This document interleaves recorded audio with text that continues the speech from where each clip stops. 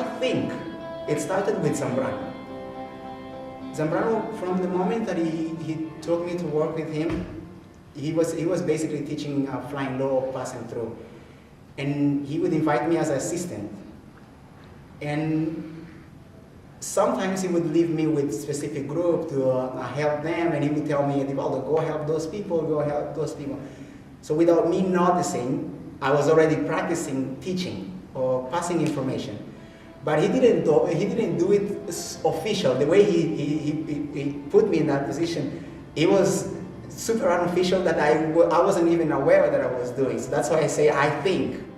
And there's where I noticed that basically I have the skills to pass information.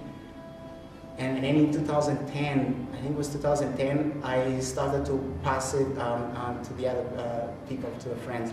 But that happened because a friend of mine said to me, I think you should teach this. It's almost like you're communicating. There's almost like a language that you're talking to somebody as you're moving. So how can you pass it? And I decided to share it. So there's where like I started to teach my own information. That I have to say that it's still inspired by the great people that I've been working with. Sasha, Zambrano, that is, he's the master, is where my basic information comes from.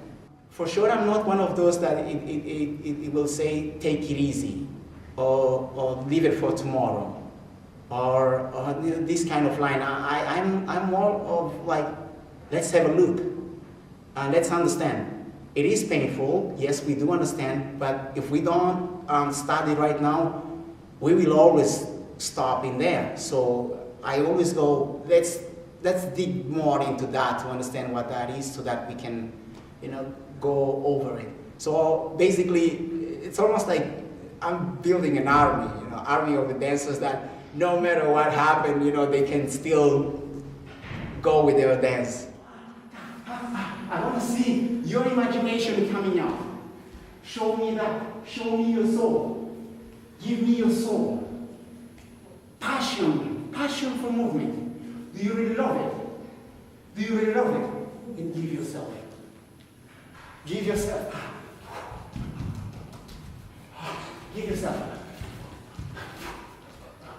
Give. More. More is not enough. More. Depth movement, it's complex. It's I can try to simplify.